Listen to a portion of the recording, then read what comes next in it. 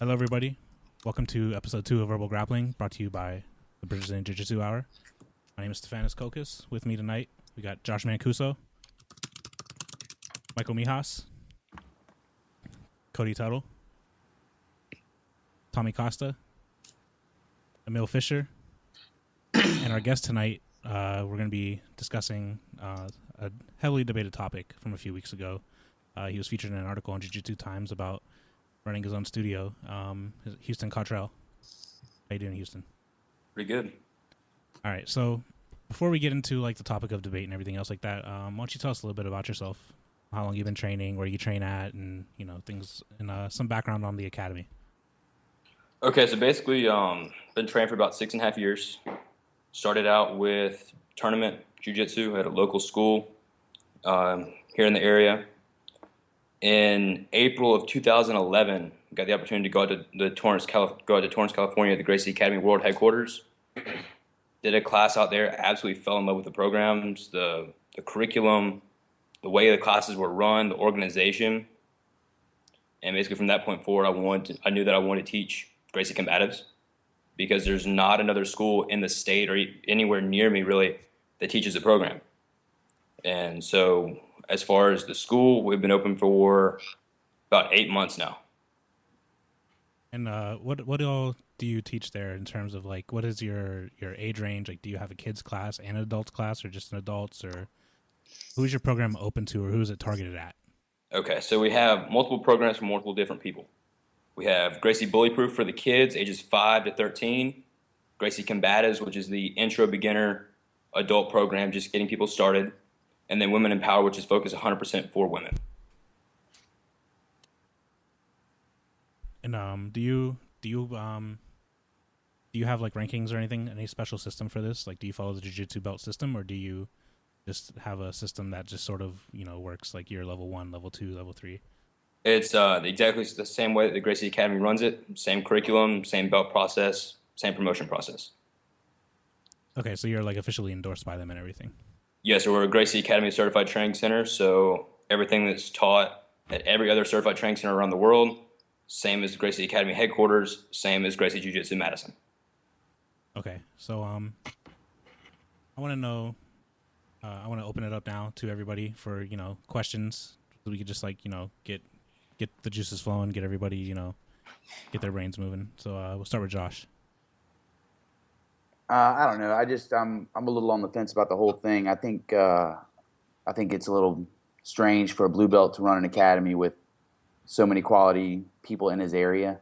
I don't mean to jump right off in the deep end. That's just the first thing that comes to mind. I think it may be a sign of where we're at in jiu-jitsu, where we're starting to get a little bit spoiled. Because I know when I was in a situation where I was a blue belt and I didn't have anybody around me, I would have killed to have had that opportunity to have had those types of people around me to learn from and things like that. And it seems like this is one of those situations where he has that, or you have that opportunity, but you deny it to be in front of the class for your own reasons. Now, I don't know what your reasons. I don't know. The reasons that you've given don't make sense to me, because it seems to me like you should be in a student role over a teacher role. Okay. And I'm not saying that you don't know what you're doing or anything like that. I'm just saying that martial arts should be a journey and a path to reach a certain level and beyond. And it seems like that should be your focus, or that would be my focus in your situation. So that's where I'm at with it. Okay. All right, Mike. Houston, I want to ask you a quick question. How many academies are in your area? When you say academies, do you mean Jiu-jitsu academies in your area? Are they close to you? Are there many around you? Is it just you? Is it just? We've got, let's see, there was one that was just across the interstate that just closed, and they're moving. I'm not quite sure where they're moving to.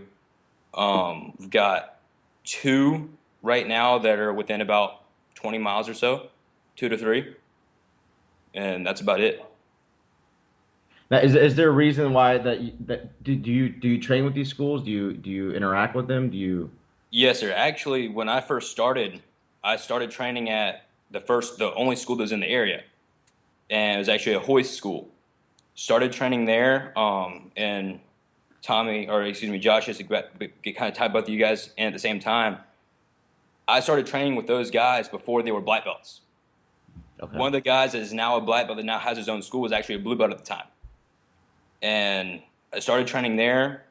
Had absolutely nothing against the guys there.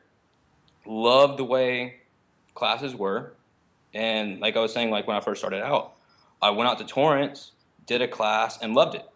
And continued to train at that school and just told the guys there what it was I wanted to do and wanted to start with Gracie Combatives and start offering something that wasn't being offered in my area. And I'm still continuing to grow and progress from there. So traveling, going to Torrance, going to Destin, going to Fort Wayne, Indiana, going all over the place to further my journey as far as progressing and still filling that teaching role as well. Okay. All right. Emil? I'm stepping in on this debate more on the side that I think that Houston is doing the community somewhat of a service in that he's offering a different sort of training program. I don't think that he's misrepresenting himself. I don't think that he's claiming to be an expert of anything. He's a blue belt. He's a blue belt in a system that is a bit different than the system that Tommy, you have at your school, or Josh, that you have at your school. This is something that I don't personally subscribe to. I'm not a huge fan of self-defense jiu-jitsu. I train under a black belt. But if I was in an area that had no Gracie Combatives certified training center and I wanted to have one available to me, having one available to me, even with a blue belt instructor, is better than having none. That's just kind of my first thoughts on this subject. All right. And Tommy?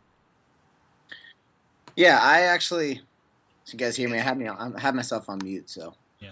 I was kind of like, originally, like, when I first, like, you're scrolling through your Facebook feed or whatever, and you scroll past and you see something about, at the time, I think on social media, when the story broke, I think it said 15-year-old running a school or something, and turned out that it was incorrect anyway. But, I was like, what the heck is this? This is BS, So I was originally like kind of taken aback by it, but then I started to think about my own situation, and like I've been running a gym for 5 years now, a brown belt. I started my gym when I was a purple belt. I started teaching when I was a blue belt, and so for me to say what he's doing is wrong, or I would feel like I was conflicting myself. But the one thing that through my experience, that I really wonder about your situation, Houston, is how you deal with issues in your gym, or even if they come up. I mean, I'm not sure. In my gym, as with any gym, sometimes there's issues between people training or some of the kids, especially. And that's one of the questions I wanted to ask you is, what would you do in a situation where maybe you were having two kids in your class were having some inappropriate contact with each other, maybe touching each other, or just behaving sort of in a way that's, contact in a way that's not appropriate for a jiu-jitsu class?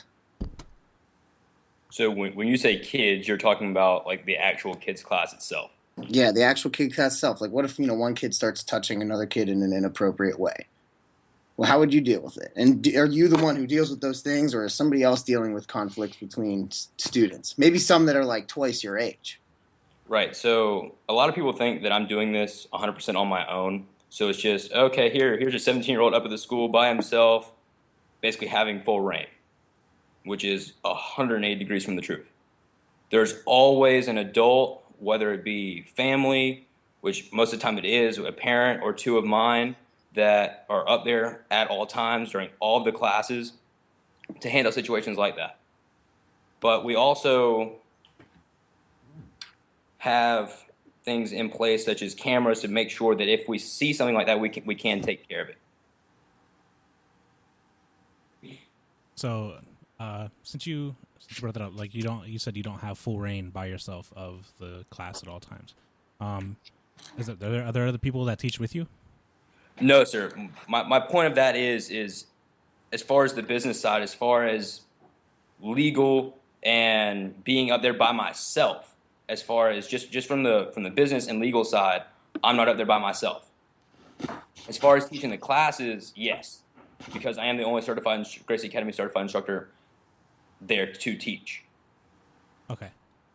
So it sounds to me essentially you're like in a situation where you're almost a paid instructor over a school because you don't handle any of the business or any of the marketing or anything like that. No, sir. I handle most of, if not all of the business. It's just as far as from a legal side, being 17, you can only do so much on that aspect. Okay, because I thought that's what you had said before, but Okay. I guess I misunderstood. Houston, are your parents involved with the business with you? Are they? Yes, sir. 100%. Okay. Do they train? Yes, they do. I finally got them into it. Cool. That's cool. I've been off Facebook for a while, so I guess I missed this story. Tonight's the pretty much me learning all about it. So I didn't really have any sort of like set opinion coming into tonight's show. I've been MIA on all the BJJ Hour podcasts for like the past, I don't know, 4 months or something like that. So I'm glad you guys have me back, but like I'm kind of stumped. I really I kind of liked what Emil said. Some of that made sense. I guess, on one hand, if you're not deceiving, if you're not misrepresenting what it is that you're doing, then I feel like that could be a good thing. If somebody is looking for something that you're offering, me personally, that's not what I would be into. I'm the Gracie combatives and self-defense and stuff like that. But if you're not misrepresenting what you're teaching, Tommy kind of took away what my thoughts were. At 17 years old, despite what 17-year-old me would have thought in 2003, I didn't know everything. Some of the interpersonal happenings in the gym, I think would be hard to deal with at the age of 17. If you get first time 35-year-old, Larry Crazy Eyes comes off the street and is training a little bit too hard, how do you as a 17-year-old kind of set the tone with somebody that, like Tommy said, is twice your age? I feel like that would be difficult. It's good that your parents are involved. Hopefully they're there to kind of like help deal with situations like that or provide some guidance, because I that would be the biggest hurdle I see is, dealing with, just the managerial issues of owning the gym at 17 when they're adults training. Okay. I'm not quite understanding exactly what your question is as far as handling what. There wasn't a question. That was just my thoughts. No question. Okay. I think it's more. What do you have? What do you have? So, I'm 26, going on 27, and every 2 years, my way of thinking changes drastically, and it has since I was a teenager. So, the way I see things now is way different from when I was about your age, and so I think coming off of what Cody is asking, and sort of off of what Tommy mentioned earlier, if you have like two adults that just start shit with each other, they just start going at it. Like, how do you mediate that? There is no mediation. They are removed from the school because we don't. Who does that? I mean, is that your job to go up to somebody and say, "Hey, you need to leave the school"? Well, we've never had that problem, and don't plan on having that problem. And so it's kind of a weird topic because I haven't been in a school and haven't personally seen that kind of behavior in the jiu-jitsu community. Now, as far as handling it, it would all depend, I guess, basically from situation to situation. You'd have to handle it accordingly. I agree with you, Houston. I don't personally. It's not like we run a fight club. I don't think these types of situations happen enough to make it such a horrible thing to deal with. I think that you're probably competent enough to deal with these types of situations when they arise, or your parents are, or whoever's there, or maybe even the other people on the mat would step in and help out if a situation got out of hand. So, I mean, not to stray off, but I just don't feel like that's really a problem. I don't see that that's a problem with what you're doing. I mean, like I say, you seem like a competent guy. My problem is, again, I would like to shift the focus a little bit to the journey of martial arts and why focus on, I understand that you might like the program that you went and saw with Gracie Academy and you think it's cool. And I agree. Like, if it's for you, it's for you. Nothing wrong with that. But still, I don't understand why you would not be focused on the journey. And it seems to me like the most efficient route for the journey and the proper route would be to have black belt instruction daily. You know what I mean? Like, I visited multiple schools when I was a blue belt and purple belt. I went to Marcelo Garcia's when I was a purple belt, and I loved it there. But I didn't come down and start on Marcelo Garcia affiliate and stop learning from my instructor. You know what I mean? I focused on getting better, and that was purely what it was. And then when the time came, then something like an instructor role or something like that can happen. What do you think about that? Well, I train all the time with multiple black belts. Really? Okay, that changes the subject. Okay. I actually just got back from Destin, Florida, training with Carlos Diaz, who is a black belt under the Gracie Academy. I've trained with Hiron and Henner several times. Right. I've trained. You can always train with people. I'm talking about daily. Daily? Who are you training? Who are you learning from daily? And I could understand if you're in a situation where you're off, where you're doing the best you can with what you're surrounded with. But I know for a fact that that's not the situation with you. You have the opportunity to train with black belts, and you choose not to in lieu of being the guy at the front of the room. I can see how you might be able to think that, and please, enlighten me. It's two totally different worlds. What is? As far as regular and just like as far as the two sides, you've got Brazilian Jiu-Jitsu and then Gracie Jiu-Jitsu. No. You're getting off into a whole other thing though. You're not even now. You're just now that's a whole other topic. It's still at the core. This is all jiu-jitsu. A hip bump is a hip bump. A upa is a upa. I understand that the focus of your techniques in that system are different, but it's still the same techniques. It's still jiu-jitsu. It's still grappling. And you being a blue belt, you're not qualified to be, or you should not be focused on teaching when you should be learning from people in your backyard. Instead, you're just teaching stuff that you don't understand. That you're still learning. And I'm not saying that you couldn't get there, or maybe you could go move out to California and learn from the Gracie Academy and learn that style of jiu-jitsu. I think that's great. But I don't understand why the focus would be on teaching instead of learning when I'm sure you would agree that being a blue belt, you've got a long ways to go, correct? Correct. And let me ask you something. Do you teach currently? Yes. You do? Yes. And what belt are you now? Black belt. Black belt. Perfect. How long have you been training? I've been training 8 years. Perfect. And when you said you started teaching when you were a blue belt, correct? Blue belt.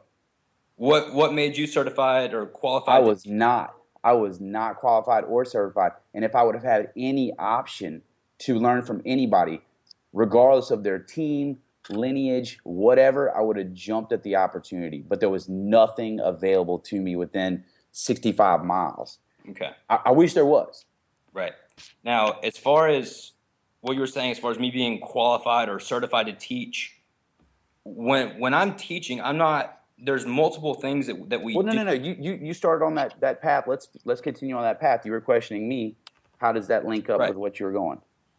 So, are you wanting to know what qualifies me to teach as a blue belt? No. Let's stick on the topic of you're focused on teaching instead of learning from people in your area. I'm doing both. But okay, so you're taking classes at other schools from other black belts in your area? I'm training at multiple certified training centers whenever I get the opportunity to. Okay, but that's what I'm saying. And continuing to further my education. How often are these other times? You go in there once a week? 3 or 4 times a month, whenever possible. Break off from a week class on the weekend. So classes in on, say, like a Thursday. If I don't have any privates or something like that on a Friday, go down, train for the weekend, come back ready to start on Monday. But like, you see what I'm hearing though? You're teaching private lessons. Like, you're teaching all this stuff. You're a blue belt. You're taking money from schools and taking students from schools who could be learning. I'm offering 2 totally different programs, sir. Two totally separate animals. Well, hold on. Let me step in for a second.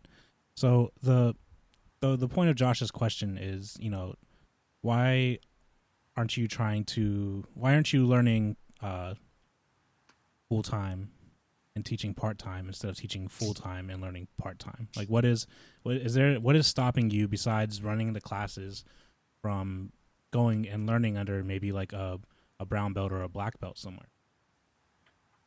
If we cut the classes out of it, like, what is stopping you? Like, he was wondering, like, why you have all this talent and you have this opportunity and this faith in you.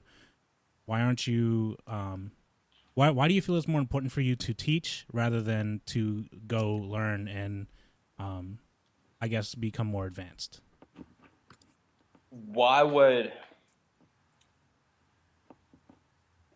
Good question. So basically, what I'm hearing from you guys is why am I not focusing on myself? Right. Yes. So, interesting. So is there something wrong with giving people the tools they need to defend themselves? We're jumping on the wrong. You're dodging the question there. No, that's not. No, sir, I'm not. I would much rather. The belt does not mean anything to me. Stripes, promotions, it doesn't matter to me. Right, but it does mean something. Can I progress? Absolutely. I learn something every single day. And if I had somebody that I've trained with, like I said before at the start of this podcast, I've trained with every single person, every single black belt school, every single school in the area that I live in. And the programs didn't fit for whatever reason. It wasn't a good fit. Let's leave it at that. So let me ask you this: Yeah. Did you have any falling out with the schools that you were training at before? Did you have a falling out when you stopped and said you were opening your own school? Was there some ill will that made you look for something different? Because that would change the situation. No, sir, not particularly. Obviously, there are always a few bad apples in every bunch. But sure, of course. But I'm talking about enough to make you want to lead that academy and do your own thing. Because I can understand if you were somewhere and a big falling out happened, you couldn't go back there and you wanted to continue your jiu-jitsu path, but you couldn't do it with this person or whatever. But it doesn't seem like that to be the case. No, sir. And as far as like the other schools in the area, I mean, I have absolutely nothing against them. We have open mats and we have those guys come by and we train. I was actually teaching the kids classes at the other school in the area. And but now since you've opened your own school, or before when you were with them? When I was with them, when I was training under them at the time, I was a orange belt and green belt at the time, and was teaching those kids classes, which, hey, we want you to teach. Perfect. Love it. 100% down for it. I'd like to just jump in for a second because I'm hearing a couple of things and I have a couple of thoughts that I haven't heard come out. Number one, I don't know how familiar, I'm sure that Mike is familiar with this. I don't know how familiar the other guys are, but in the area where I live in Cleveland, Ohio, there's a long and storied history of lower belts opening up schools while there are already upper belts present. I can think of, for example, my own instructor, Pablo Castro, opened up a school or started teaching when he was a purple belt, possibly even when he was a blue belt. But I know that he started at strong style when he was a purple belt. I know that plenty of instructors have started as blue belts. Now, it's my understanding that what Houston teaches is a very specific strain or offshoot, or I guess root of Brazilian Jiu-Jitsu that many schools don't teach. It's my understanding that, Josh, you teach more of a competition-oriented Jiu-Jitsu with some self-defense. We're a complete martial art. We're complete martial art, grappling martial art. Yeah, we teach everything. Right. Now, what if you wanted to just learn self-defense? What if somebody didn't give a crap about competing and they wanted to learn a specific program that had been marketed specifically as a self-defense system? Isn't that maybe what say is? a Gracie? Isn't that what MMA is? Yeah, if you want something marketed, then you can go to where it's being marketed. If you want the actual thing, you can get the actual thing at a good academy. At my school, you're going to learn how to defend from strikes. You're going to learn competition jiu-jitsu. You're going to learn standard jiu-jitsu. You're going to learn how to get yourself out of a bad situation. The whole thing, the whole gambit. If we're going to get on the subject of that, I would say, the Gracie system is a great organized system. They packaged something and given it to their certified academies. And if they follow the rule book and do exactly what they're told, they're going to put out a decent product. Is it going to be what you're going to get from a black belt? It's impossible to, because you don't have that yet. But if you're going for marketing, then yeah, go to a Gracie Academy. But ultimately, these are the same techniques you're going to learn at the Gracie Academy as you're going to learn at my academy. They're the same techniques. There's just a different focus put on what exactly is more important. You may spend a lot more time learning side mount defense at Gracie Academy and how to survive in those situations, and you might learn some more sportive techniques at my academy. So, I don't know. I don't buy into that whole, this is so much special, so much different than this. It's just marketing. What if somebody wants that product? What if a person then you're going to get product? it. That's what I'm telling you, though. You're going to get it at where I'm at. And if you say, I mean, you can shake your head, but it's reality. I really teach this stuff. Mike can tell you, like, we defend. That's not the only thing you teach. No, we teach everything. But right. Everybody that walks in the door, though, Emil, everybody that walks in the door, no one comes in and says, I want a berimbolo. Everyone comes in to learn how to fight or to learn how to defend themselves. The whole population. Nobody comes in saying, I want to be a world champion. It's just not how jiu-jitsu works. You know what I mean? Would you agree with that? I think it depends on the person. And I think that from the sound of it... Well, then you tell me if you've ever had 4 or 5 people ever walk in and say, I want to learn sport jiu-jitsu. Me personally, I don't run an academy. But I'm saying, in general, you won't hear that. General, you won't hear that. And I do run an academy, so I'm telling you, and you pose the question, so I'm answering. And, so that's what I'm saying. Like, everybody comes in wanting self-defense. So, the problem with what Houston's doing is he's got people come in and they're looking for that. So they Google, BJJ, Gracie Jiu-Jitsu, and, Gracie Academy of Mississippi pops up first. So that's where they're going to lean to. It's a strong, it's a strong thing. Gracie, self-defense, da-da-da-da. And so some people may go sign up at this place, but really there's more qualified people right down the road. So in a sense, you're kind of doing a disservice to the average consumer. So let me ask you something. And I've actually had this happen multiple times. Mm-hmm. I've had people from coming in to texting me, calling me, sending me an email saying that I want to be an MMA fighter. Mm-hmm. I want to train sport. I want to go to tournaments. I really want to compete. Whoa! So you're telling me that people that have never trained before message you and they say they want to do tournaments and compete? Yes, sir. Well, you got the only academy in the world, my friend. Because no one ever calls our academy. We've got 900 members over the whole thing that say we want to learn sport jiu-jitsu or competition jiu-jitsu. But anyways, continue. But I've referred multiple people out to those other schools in the area because I offer a set curriculum and a set program designed for the average person.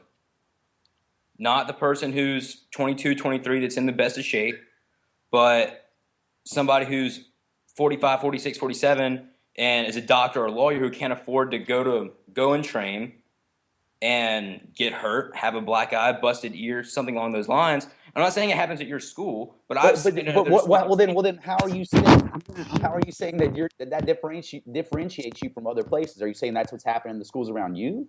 That has happened in multiple schools around me. Well, it's going to happen in your school too. People get bumped and bruised. That's just reality of grappling. Let me cut you guys off. In our intro program, are you familiar with the Gracie Combatives program? Yes, very familiar with it. You are familiar with it. Yeah, so I like it. It's a good program. You like it. Mm-hmm. So do your white belts roll with blues and purples and browns and blacks in your beginner class? Yes, and I'll tell you why. We've done this with separate systems where we just had like a level 1 system where it was just white belts. We've had mixed classes, and through years and years of trial and error, we definitely do mixed classes now. Yeah. Okay, so that's the exact opposite of what we do. Right, but what I'm telling you is I've done it your way, and it doesn't work very well, in my opinion. Interesting. Then I find that if I could pair a white belt up with a brown or black belt or a purple belt, I would do it every single time because you get the best results from that student. And we're not talking about sparring. We're talking about drilling. I'm talking about drilling and sparring. Technique. Right. Not just sparring. Yeah, not just sparring. As a matter of fact, Mike can tell you when I teach the classes, I say we're doing the warm-ups or drills. I'm like, all colored belts, grab a white belt, and everybody's got their own little mini instructor. That happens in every single class, that's great. So yeah, we mix it up a lot. I think the difference is, Josh, like you run the academy for jiu-jitsu people that are trying to get better at jiu-jitsu. They're also doing self-defense and everything else like that. But at the point where people are chasing rank and chasing like getting better at skill level and everything, that's a way to train them to get better. Whereas Houston is making more of a point to give people self-defense against the average person and not necessarily somebody that boxes or fights or anything like that. Yeah, but that's where I disagree with you. I'm not. My school isn't focused on, this is what you do to make points. This is what you do to I'm teaching people how to grapple. You know what I mean? Now, sometimes it's based on self-defense and sometimes it's based on, sport. So, that doesn't hold water for me. You know what I mean? Like I'm teaching a martial art. And I do understand that some schools don't do it that way. Like it's just going to be, crazy, heel hooks and barambolos all day long. But I'm just saying that I don't fit in that category. So that's why I can't agree with that. Mm-hmm. Cody, you wanted to say something?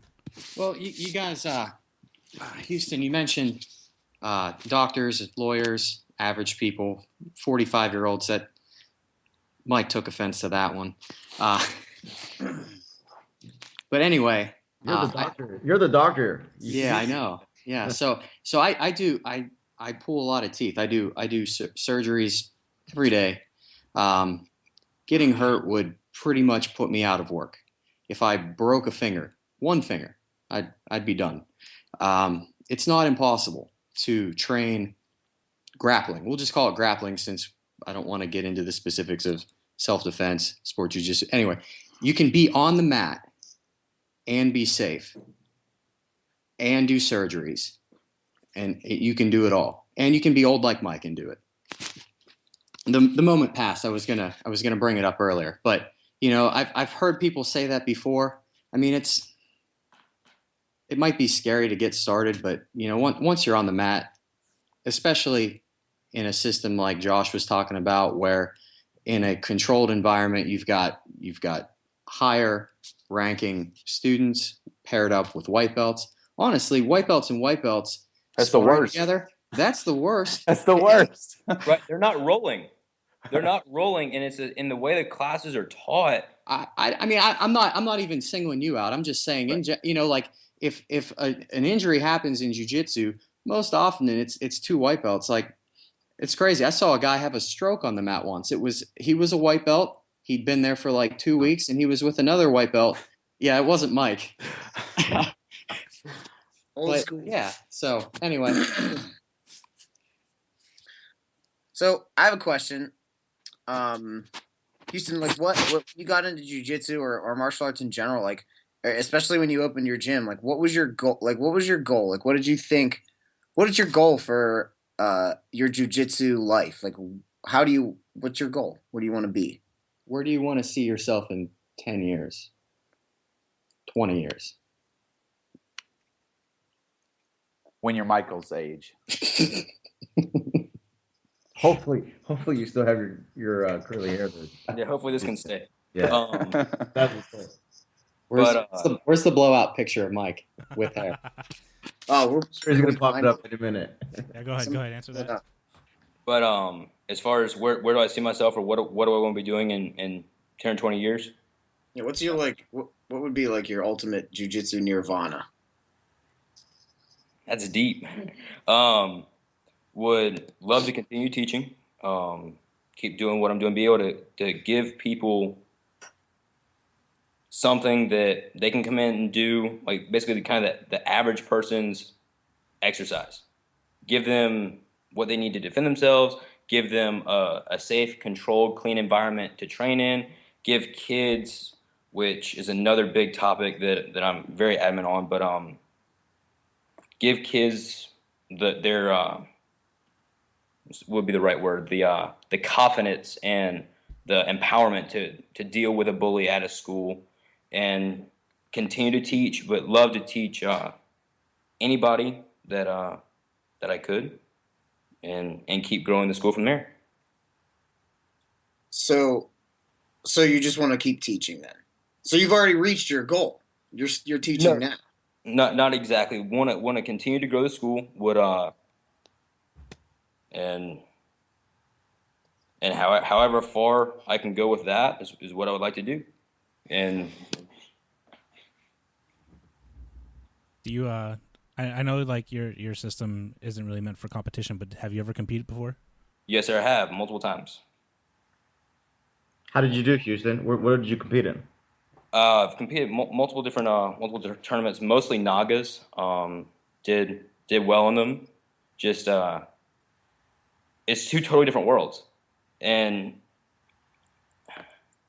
you like I know Josh might disagree with me on this, but you've got the sport side and you've got the street self defense side. It's two totally different animals, and one fits well with some people, one fits well better with other people. Is there anything that is wrong necessarily with the sports side? Absolutely not. It's just it's two totally different things, and you prefer one over the other, and have nothing. Like I said, have nothing against that side of it. Just don't enjoy it as much. I got a couple questions from people. I want to just was asked. Oh, go ahead, Cody. Emil. Oh, go ahead, Emil. I'm just getting a bunch of questions. yeah, it was me. For starters, I keep hearing contention with Houston focusing on teaching rather than learning. That's something that seems to be an overarching thread of this conversation that has not really been, I guess, answered. And I don't know that I'd be able to answer it but I will say this. Personally, when I am drilling a technique, I learn most from, even if I'm not necessarily teaching my training partner, because sometimes I'll be rolling with a brown belt or a purple belt. I'm just a blue belt. I find that when I actually verbalize the technique, that it helps. It helps me learn the technique better. Secondly, I find that a collaborative learning process, and that collaborative learning process can take place between me and an equally ranked training partner, or between me and my instructor sometimes, where we both learn from the questions that are being asked, from the techniques that are being drilled. We both learn from that. And it's just something that we all go through. And if you're going to tell me that you haven't experienced that, Josh, that you haven't had a student ask you a question that made you question, Absolutely, and made you all the actually time. learn more. And I agree with Okay. what you. I agree with what you said. I mean, I think a lot of my learning has come from that. I'm not saying you can't learn. Yeah, I mean, I'm not disagreeing with that. But is it the most efficient route? Is the most honorable route? No. Most efficient route for what? Of learning, of getting better, of focusing on learning a martial art.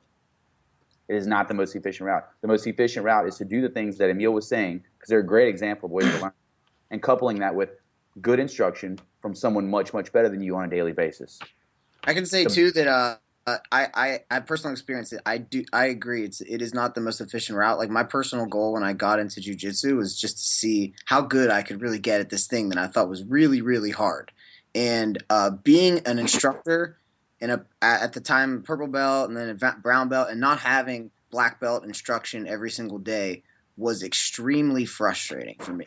I agree, man. My training partners are awesome, and we pushed each other to get better together, and we had to seek out a lot of instruction, bring a lot of people in, and it would have been so much. And when I go to like my instructor's gym in Florida and stay there for 4-5 days at a time, I am like, and I'm training with like 7 black belts on the mat every single class. It's unbelievable how much better I get in 5 days than like 6 months training at home. I completely agree with you, man. And I bet Houston would even agree with you in saying that when he goes off and trains in these camps with the Gracie guys, he probably learns more in that day or two than he has in months. Because, that's when you get those big light bulbs. That's when people show you that small mistake you were making. And you're like, oh, my God, thank you so much. Like, I'm such an idiot. Thank you for teaching me this. And when you remove that person and that experience from the equation, then things get a lot more difficult. And those moments become more rare, and that is And those what we lessons keep coming fade back too. to. Yeah.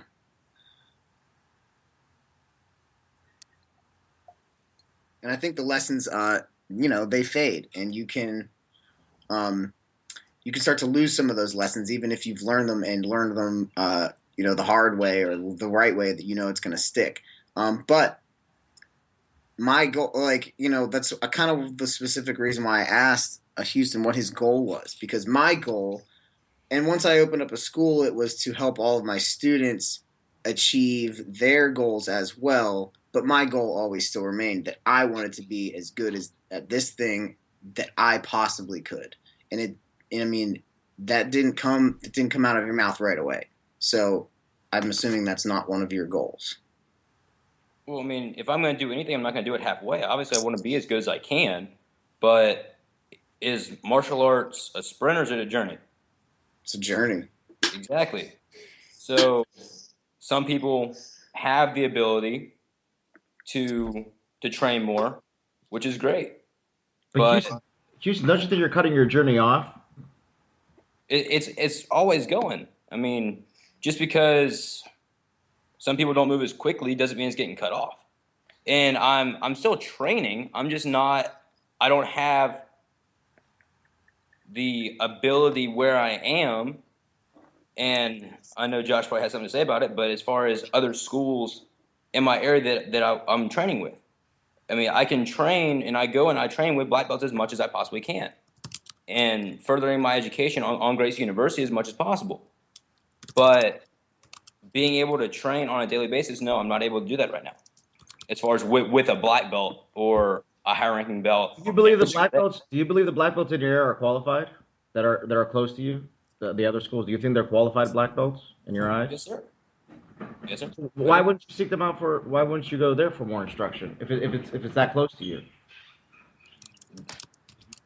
It's just it's two totally different things. They don't. So you're saying you have nothing to learn from them? They're not teaching the jiu-jitsu that you want to learn to teach to your students. Is that what you're saying? Correct. It's not the same style of jiu-jitsu. It's not the same, and you can learn something from anybody.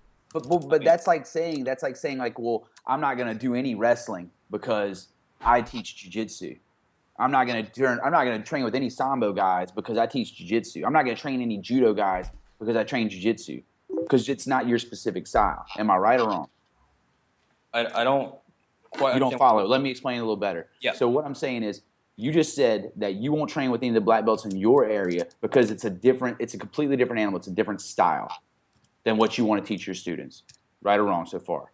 Correct. So that would be the equivalent of a guy like me saying, I don't want to train with any judo guys, any wrestlers, any sambo guys, because that's not the style that I want to teach. Now, do you see how inefficient and how silly that mindset is? Okay. So if I did, like, say I was doing, even if I'm not going over there and paying for classes or doing classes with them, if I'm having open mats and still training with them, just not at their school as a student under their program or under their school itself, but still doing open mats, still training with these guys, is that not still learning from them? How often is that? Like, you know what I'm saying? Like, how often is that? Realistically. Probably once a month or so. Once. You're a busy man. You're a busy man because you're getting a Gracie Academy 3 to 4 times a month and training at other black belts academy once a month. So yes, sir. If you're doing all that, hey man, that's full-time college student running a school and traveling 3 or 4 times a month to train. That's awesome. I wish I had your abilities. Don't get a full-time job. It sucks. Yeah. Training in multiple chambers of commerces and business networking international, all kinds of stuff, man. Staying busy. You're busy, man. So all right. So we're gonna get towards the end here. It's getting kind of late. Mike, you got a few questions you want to ask real quick? They wanted to know who does the promotions at your school. As far as stripe promotions or belt promotions? Belt promotions. Belt promotions. It's all done through the Gracie Academy. So do they come out and test them, or do you test them and then say, okay, you're ready, Gracie Academy? I speak for Gracie Academy, and they say you're ready. Basically, the way it works is, in order to become a blue belt, you go through the Gracie Combatives program. Once you've gone through that 3 times and you show a level of proficiency, you've got 5 blue belt qualification drills. that's filmed and sent out to the Gracie Academy for quality control. So to make sure that everybody that is a blue belt is the same, as far as making sure that they know what they know and it's accurate. So people are being belted through video cameras. Is that what you said? You take a video of them, and that what I just heard? Right, they're being filmed and then sent to the Gracie Academy. They're evaluating that, and then they get their belt in person. So do they test? Are these drills like drills against another person, or are they drills with like a grappling dummy? Are they drills against you? They're absolutely drills with other people.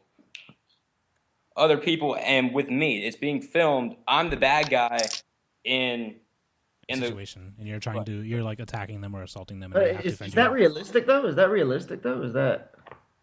I mean, isn't the whole idea self-defense? Shouldn't there be some kind of like more hands-on to self-defense? Well, it is hands-on. I mean, This is so wrong, and I'll tell you why. Because ranking people is something that I deal with on a daily basis, and is one of the hardest decisions that you ever make with a student. Man, I can't tell you how many guys I've racked my head up against a wall because I don't know what to do with them. Because now, if you're ranking people simply on their technique, then we're very different. You know what I mean? I don't know, man. I look at how hard someone's. It's not. I'm not making the decision. Obviously not. Yeah, and that's what I'm saying. You're buying into a program where it's now making cookie cutter things. Like, how are they going to belt someone they don't even know? You know, I see my guys every day, and I'm still on the fence whether who should get promoted when. Well, see, sir, yeah. Are you familiar with being a Gracie Academy certified instructor? Are you familiar with that process? I'm somewhat familiar with it. Somewhat familiar. I know you need to go down there, and there's a course and things like that, and you have to be on Gracie University. You know, that sort of thing. No, there's a lot to it. And so from going through combatives, passing with a score of 90 or higher, and then multiple other steps to it and phases to it that Henner has already laid out. So if you want to look at it, you're more than welcome to. But being a certified instructor basically means that what they're learning is the same as if they were learning at the Gracie Academy. Now, they're being an instructor through the Gracie Academy.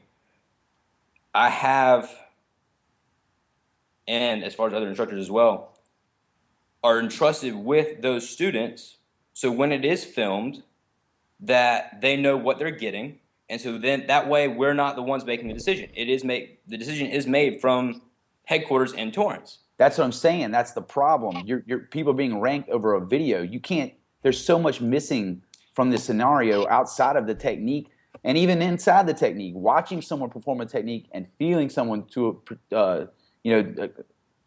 execute a technique, or knowing someone, knowing their intentions, knowing who they are. You know, this is martial arts. It's not dance. You know, you're not showing like a choreographed move on a camera, and then that's how you should be judged.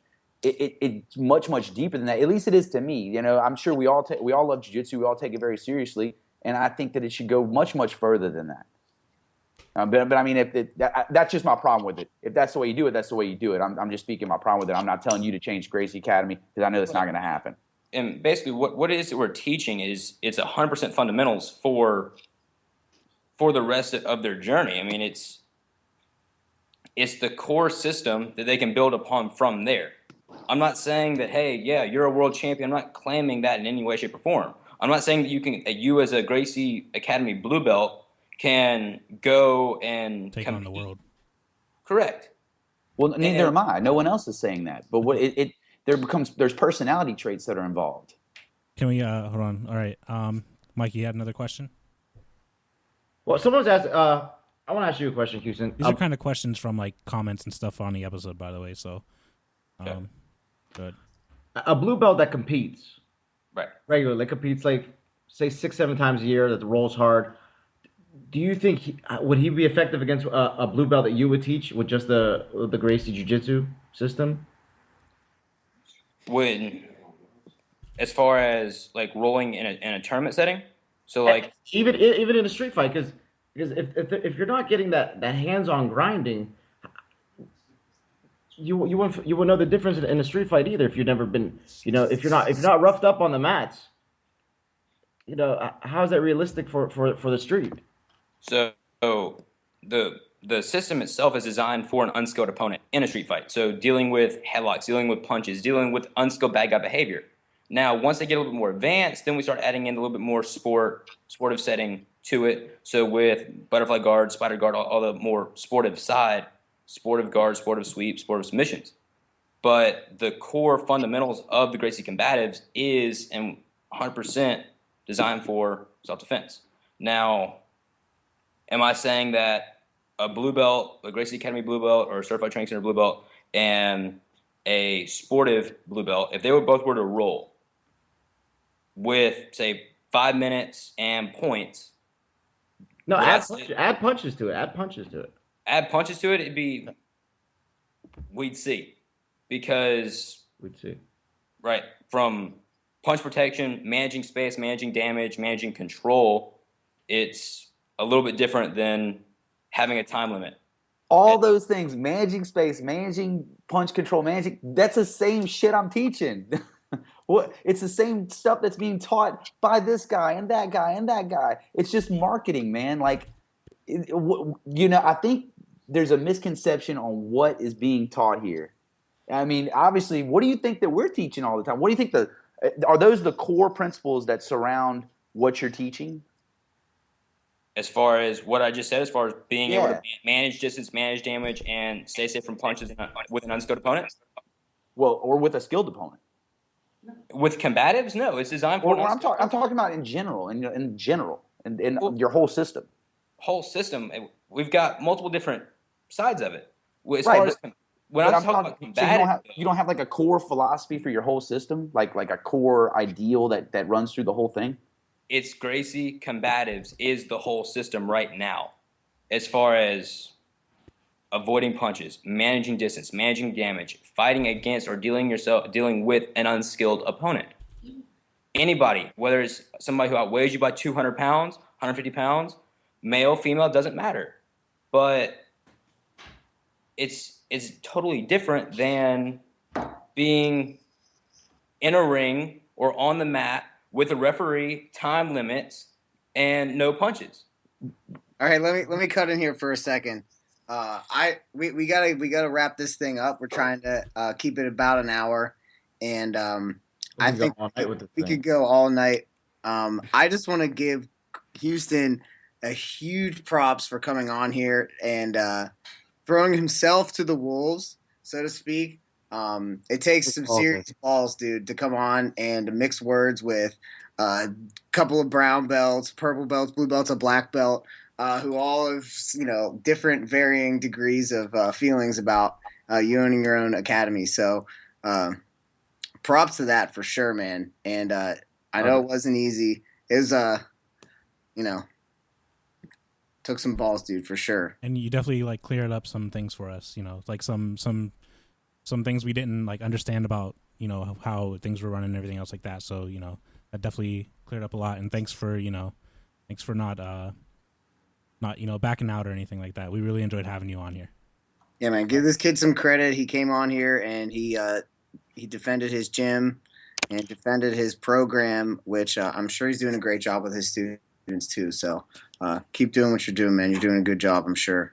Yeah, and look, man, we're on the opposite sides of of our opinions on this, but I want to say that I don't not have respect for you or anything like that. I wish you nothing but the best. If there's ever anything I can do to help you, please don't think that I don't like you or anything like that. It's something I don't agree with. But if you're ever in the area, feel free to drop by. Nothing but love. Keep on keeping on. I think that maybe you'll think differently when you get further down the road, or maybe you won't. But regardless, more power to you. Thank you guys. I very much appreciate it. And the same offer goes out to y'all. Granted, I know y'all are much higher ranks than me and know a lot more than I do. But anytime you guys want to come down and kind of see how a class is run, experience a Gracie Combatives class for yourself, tap me out 25, 30 times. I don't mind getting choked. I do it all the time. And become fairly proficient at tapping. Invitations welcome. And come get some Southern hospitality anytime y'all would like to. Houston, that was awesome that you came on. I appreciate it. And I hope we weren't too rough on you. It was like an online dojo storm, pretty much. Yeah. You survived. Do we want to do a round of shout outs? Yeah. Houston, anybody want to shout out to? Plug your gym, everything. Shout out to all of the Gracie Academy certified training centers around the world. Everybody out there, all the certified instructors, Hidon Henner. Got my friends and family down in Destin and Colorado and Indiana, Manhattan, Kansas, all over the place. So. Right, and do you have a website or anything for your school? Yes, there's GracieJujitsuMadison.com. Right, so, sounds good. Everybody else? Anybody else got shout outs or anything? Show your role. That's it. Represent. Best gear in the game. A big shout out to Team Strong Style Braza, my sponsors, Cruise Combat, Pony Club Grappling Gear, and Gladiator Soap, and to Houston for coming on here and battling it out with us. Yeah, Tommy? I just want to say hi to everybody that knows me and all my friends and training partners. Yeah. You guys are awesome. Good times, guys. So with that, I think that ends our second episode of Verbal Grappling. So everybody, have a good night. Have a good week.